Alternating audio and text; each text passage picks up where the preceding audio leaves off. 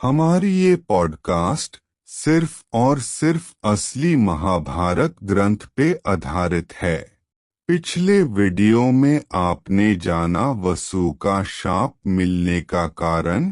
इस वीडियो में आप जानेंगे भीष्म और महाराज शंतनु का पुनः मिलन।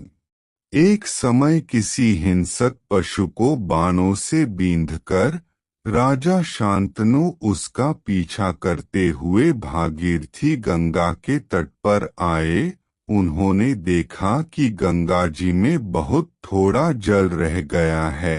तदंतर उन महामना नरेश ने इसके कारण का पता लगाते हुए जब आगे बढ़कर देखा, तब मालूम हुआ कि एक परम सुंदर मनोहर रूप से संपन्न विशालकाय कुमार देवराज इंद्र के समान दिव्यास्त्र का अभ्यास कर रहा है और अपने तीखे बाणों से समूची गंगा की धारा को रोककर खड़ा है। राजा ने उसके निकट की गंगा नदी को उसके बाणों से व्याप्त देखा। उस बालक का यह अलौकिक कर्म देखकर उन्हें बड़ा आश्चर्य हुआ।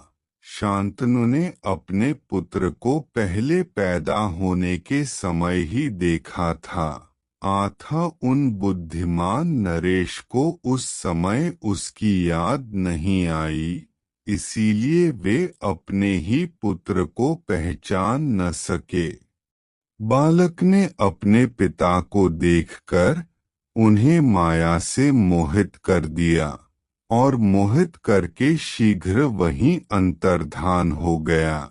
यह अद्भुत बात देखकर राजा शांतनु को कुछ संदेह हुआ और उन्होंने गंगा से अपने पुत्र को दिखाने को कहा। तब गंगा जी परम सुंदर रूप धारण करके अपने पुत्र का दाहिना हाथ पकड़े सामने आई और दिव्य वस्त्राभूषणों से विभूषित कुमार देवव्रत को दिखाया। गंगा जी ने कहा, महाराज, पूर्व काल में आपने अपने जिस 8वें पुत्र को मेरे गर्भ से प्राप्त किया था, यह वही है। सिंह, यह संपूर्ण अस्त्र वेत्ताओं में अत्यंत उत्तम है। आपका यह बलवान पुत्र महर्षि वशिष्ठ से 6 अंगों सहित समस्त वेदों का अध्ययन कर चुका है। यह अस्त्र विद्या का भी पंडित है, महान धनुर्धर है और युद्ध में देवराज इंद्र के समान पराक्रमी है। इसी प्रकार अंगिरा के पुत्र देवदानव वंदित बृहस्पति जिस शास्त्र को जानते हैं, वह भी आपके इस महाबाहु महात्मा पुत्र में अंग और उपांगों सहित पूर्ण रूप से प्रतिष्ठित है, जो दूसरों से परास्त नहीं होते। वे प्रतापी महर्षि जमदग्नि नंदन परशुराम जिस अस्त्र विद्या को जानते हैं, वह भी मेरे इस पुत्र में प्रतिष्ठित है। वीरवर महाराज, यह कुमार राजधर्म तथा अर्थशास्त्र का महान पंडित है।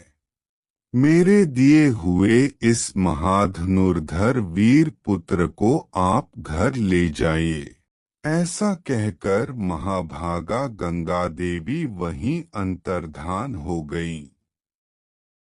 गंगा जी के इस प्रकार आज्ञा देने पर महाराज शांतनु सूर्य के समान प्रकाशित होने वाले अपने पुत्र को लेकर राजधानी में आए। उनका हस्तिनापुर इंद्रनगरी अमरावती के समान सुंदर था। पूर्ववंशी राजा शांतनु पुत्र सहित उसमें जाकर अपने आप को संपूर्ण कामनाओं से संपन्न एवं सफल मनोरथ मानने लगे। तदंतर उन्होंने सबको अभय देने वाले महात्मा एवं गुणवान पुत्र को राजकाज में सहयोग करने के लिए समस्त पौरवों के बीच में युवराज पद पर अभिषिक्त कर दिया। जन्मेजय, शांतनु के उस महायशस्वी पुत्र ने अपने आचार व्यवहार से पिता को, पौरव समाज को तथा समूचे राष्ट्र को प्रसन्न कर लिया।